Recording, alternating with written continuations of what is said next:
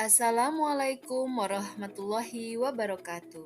Pada kesempatan kali ini, izinkan saya memaparkan aksi nyata modul 1.1 penerapan pemikiran Ki Hajar Dewantara. Pada aksi nyata modul 1.1, saya difasilitatori oleh Ibu Dokteranda Siti Aisyah MPD, didampingi pengajar praktik Bapak Yaya Nurzaman SPD, dan saya sendiri calon guru penggerak Siti Unaria SPD. Filosofis pendidikan nasional menurut Ki Hajar Dewantara, yaitu menuntun kodrat, merdeka belajar, berpihak pada murid, budi pekerti, sistem Among, dan trilogi pendidikan. Pengertian aksi nyata. Aksi nyata merupakan perwujudan dari perubahan konkret dalam proses pembelajaran sesuai dengan pemikiran Ki Hajar Dewantara. Dalam aksi nyata ini, saya mengambil tema Pemko Mermeba, yang artinya pembelajaran kolaboratif, merdeka, menyenangkan, dan bahagia. Adapun tujuan aksi nyata yang pertama, mewujudkan pembelajaran yang menyenangkan sehingga materi yang murid pelajari akan menjadi lebih bermakna. 2. Mewujudkan pembelajaran yang berpusat kepada murid sehingga murid dapat berkolaborasi, aktif, dan percaya diri.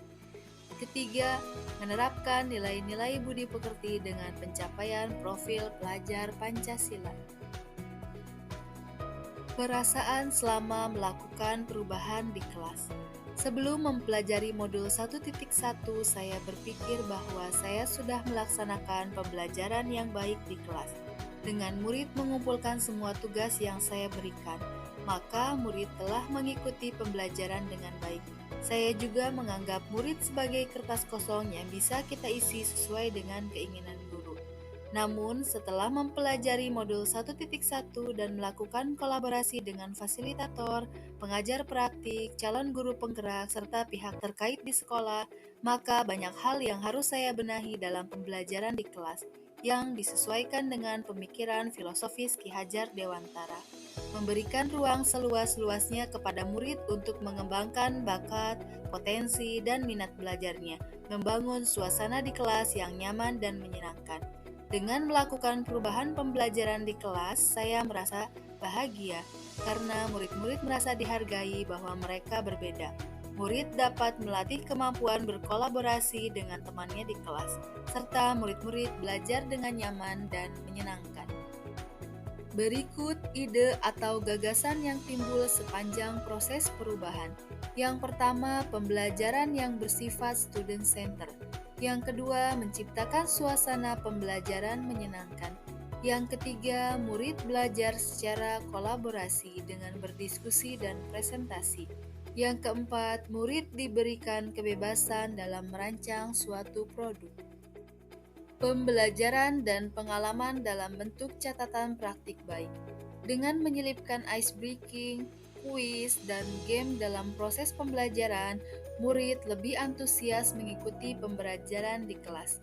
Terlihat meningkatnya semangat dan minat belajar murid yang ditunjukkan dengan meningkatnya rasa ingin tahu murid dan fokus perhatiannya selama mengikuti pembelajaran di kelas. Selanjutnya, dalam pembelajaran di kelas, saya memberikan ruang seluas-luasnya kepada murid untuk belajar berkolaborasi dengan teman satu kelompoknya. Beberapa manfaat dari pelaksanaan pembelajaran kolaboratif yaitu: yang pertama, belajar memecahkan suatu masalah bersama. Yang kedua, meningkatnya pengetahuan anggota kelompok. Yang ketiga, meningkatnya keberanian murid, dan yang terakhir, memupuk rasa kepedulian dan kebersamaan antar murid.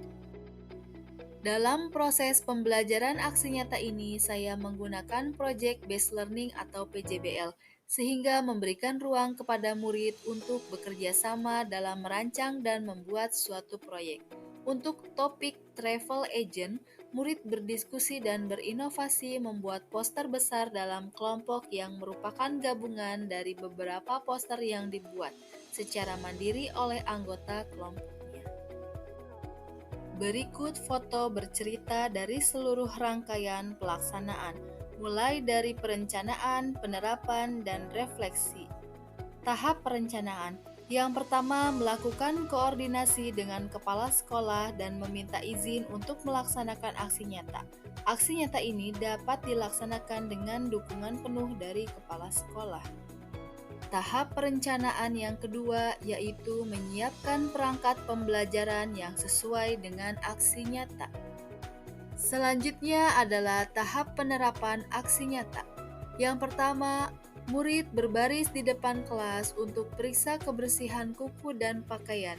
Murid memilih salah satu jenis salam dari 4 gambar yang ditempel di tembok kelas. Kemudian, guru dan murid melakukan salam yang dipilih oleh muridnya. Tahap penerapan yang kedua, berdoa sebelum pembelajaran dimulai, dilanjutkan dengan membaca Asmaul Husna dan satu surat pendek. Tahap penerapan yang ketiga, mengecek kehadiran. Keempat, pembiasaan menyanyikan lagu Indonesia Raya. Tahap penerapan yang kelima, apersepsi, menyampaikan tujuan dan manfaat pembelajaran. Yang keenam, ice breaking untuk memotivasi dan menambah semangat murid. Tahap penerapan yang ketujuh, menayangkan video pembelajaran agar lebih menarik perhatian murid. Tahap penerapan yang kedelapan, pembagian kelompok dan bahan pembuatan proyek. Tahap penerapan yang kesembilan, diskusi dan pembuatan proyek. Dalam kelompok, murid menggali ide atau gagasan dan membuat poster sendiri. Tahap penerapan ke-10, murid menunjukkan poster hasil karyanya sendiri. Tahap penerapan yang ke-11, presentasi dan tanggapan dari kelompok lain. Tahap penerapan yang ke-12, murid merancang poster besar, berkolaborasi membuat poster besar dengan tema travel agent. Tahap penerapan ke-13, murid bermain games memutari kursi yang telah disediakan dengan diiringi sebuah lagu. Ketika lagu berhenti, murid duduk menempati kursi yang telah disediakan. Bagi murid yang tidak kebagian kursi, maka akan ada pertanyaan seputar materi yang telah dipelajari. Tahap penerapan yang terakhir, murid diberikan kuisi sebagai bahan evaluasi pembelajaran pada hari itu. Berikut refleksi dari penerapan aksi nyata. Yang pertama, aksi nyata ini mampu menciptakan suasana kelas aktif, kreatif, dan menyenangkan. Yang kedua, mampu melatih murid untuk berkolaborasi dan berdemokrasi dalam kegiatan di kelas. Yang ketiga, menambah kepercayaan diri murid untuk tampil di depan kelas. Warahmatullahi wabarakatuh. Nama saya Lana Sari, guru dari SDN 13 Herang. Menurut saya, Ibu Siti Unaria itu memiliki potensi untuk menciptakan pembelajaran di kelas menjadi menyenangkan dan bagi muridnya. Pembelajaran berlangsung dengan memberikan perhatian kepada semua anak, menggunakan metode PJBR, ice breaking, serta menggunakan teknologi sebagai media dan alat evaluasi, sehingga proses pembelajaran pun efektif dan menyenangkan. Wassalamualaikum warahmatullahi wabarakatuh. Perkenalkan, nama saya Resti, saya siswi kelas 5 SDN 13 Herang. Menurut saya, pelajaran yang diberi oleh Ibu Siti Unaria sangat menyenangkan sekali, selalu ada game dan mudah dipahami. Wassalamualaikum warahmatullahi wabarakatuh. Perkenalkan, nama saya Ide, saya siswi kelas 5 SDN 13 Herang. Menurut saya, pelajaran yang diberi oleh Ibu Siti Unaria sangat menyenangkan sekali, selalu jelas dalam menerangkan materi dan mudah dipahami. Wassalamualaikum warahmatullahi wabarakatuh. Demikianlah pemaparan aksi nyata modul 1.1. Terima kasih, salam dan bahagia. Wabillahi taufiq wal hidayah. Wassalamualaikum warahmatullahi wabarakatuh.